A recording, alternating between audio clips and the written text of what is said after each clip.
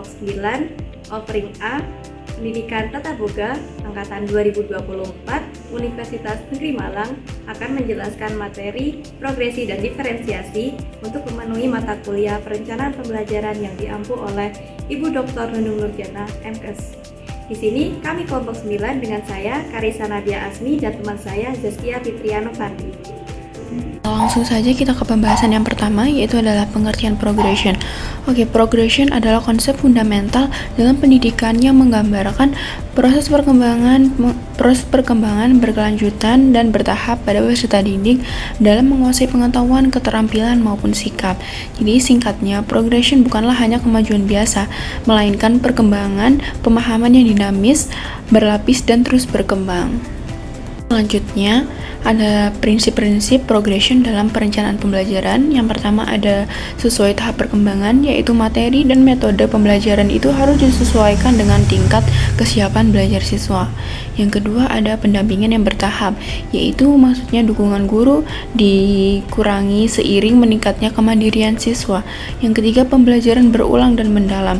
Konsep kunci dipelajari kembali dengan kompleksitas yang meningkat. Yang keempat ada menjawab kebutuhan individu, yaitu pembelajaran itu dibedakan sesuai gaya belajar dan kemampuan setiap siswa. Selanjutnya ada bagaimana sih strategi membangun progression yang efektif.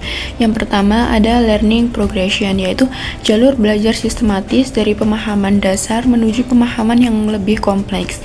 Yang kedua ada differentiated instruction, yaitu menyesuaikan materi, proses, dan hasil belajar sesuai dengan kebutuhan setiap siswa.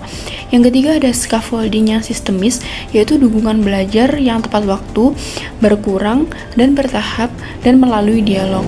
Yang keempat ada formative assessment, yaitu penilaian berkelanjutan sebagai pemandu arah pembelajaran dan evaluasi. Yang kelima ada teknologi engaged learning, yaitu sistem adaptif yang mempersonalisasi jalur belajar setiap siswa. Dan selanjutnya di sini ada tantangan dalam mewujudkan progression. Yang pertama adalah keragaman definisi dan implementasi. Yang kedua ada kompleksitas pengembangan learning progression. Yang ketiga ada ketidaksesuaian dengan struktur kurikulum yang ada. Yang keempat kapasitas guru dalam asesmen formatif. Yang selanjutnya ada ketersediaan sumber daya, dan yang terakhir adalah ekspektasi orang tua. Selanjutnya adalah bagaimana sih strategi untuk mengatasi sebuah tantangan dalam mewujudkan progression tersebut.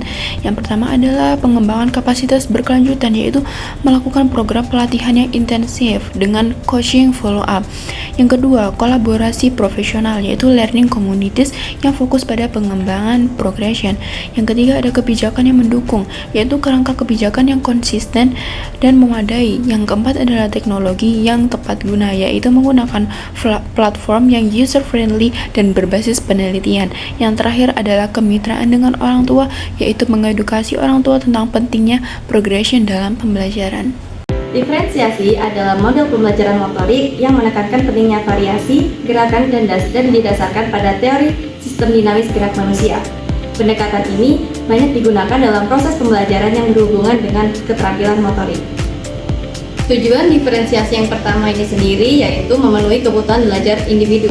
Pendekatan ini membantu guru memenuhi kebutuhan belajar setiap siswa dan menciptakan lingkungan belajar yang inklusif. Yang kedua yaitu meningkatkan motivasi belajar. Dengan memberi siswa kebebasan memilih cara belajar dan mengekspresikan pemahamannya, diferensiasi ini meningkatkan motivasi, tanggung jawab, dan partisipasi aktif dalam pembelajaran. Yang ketiga yaitu mengoptimalkan hasil belajar akademik dan non-akademik.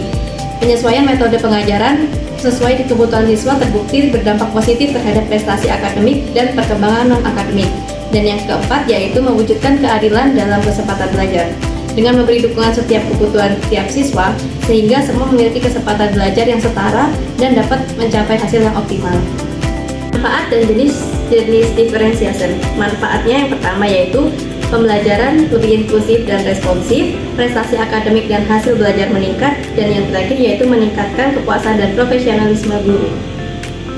Selanjutnya yaitu jenis-jenis diferensiasi. Yang pertama yaitu diferensiasi konten, yang dimana ini merupakan materi yang diajarkan atau dipelajari siswa, dapat dilakukan dengan menyesuaikan materi berdasarkan tingkat kesiapan dan minat belajar siswa, menyesuaikan cara penyampaian materi sesuai gaya belajar. Yang kedua yaitu diferensiasi proses, adalah aktivitas belajar yang bermakna, bukan sekedar kegiatan tanpa tujuan. Dinilai melalui umpan balik kualitatif, bukan angka, menekankan pada pengembangan sikap, pengetahuan, dan keterampilan siswa. Dan yang ketiga yaitu diferensiasi produk, yang dimana ini merupakan hasil akhir pembelajaran yang menunjukkan pengetahuan dan keterampilan siswa, bersifat sumatif dan memerlukan penilaian berbasis proyek. Produk ini harus disesuaikan dengan kesiapan, minat, dan profil belajar siswa. Yaitu strategi implementasi, yang dimana yang pertama, kepala sekolah dan guru mempersiapkan dan menyesuaikan materi. Yang kedua, diadakannya penerapan diferensiasi konten, proses dan produk. Yang ketiga yaitu asesmen diagnostik, dan yang keempat yaitu evaluasi dan refleksi. Selanjutnya yaitu tantangan penerapan. Yang pertama yaitu keterbatasan waktu dan beban perencanaan.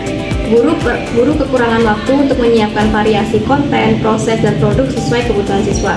Yang kedua yaitu kekurangan sumber daya dan material pembelajaran. Minimnya bahan ajar, media, dan fasilitas pendukung seperti ruang kelas atau perangkat elektronik. Yang ketiga yaitu kurangnya pelatihan guru profesional. Guru memahami teori diferensiasi tetapi kurang keterampilan praktis dalam penerapannya. Yang keempat yaitu ukuran kelas yang besar dan keragaman siswa yang tinggi. Jumlah siswa yang banyak dan perbedaan kemampuan yang lebar menyulitkan guru untuk memberi perhatian secara individual. Yang kelima yaitu kesulitan adaptasi konten, kurikulum, dan instruktif standar, yang dimana tidak semua materi mudah disesuaikan tanpa mengubah esensi kurikulum.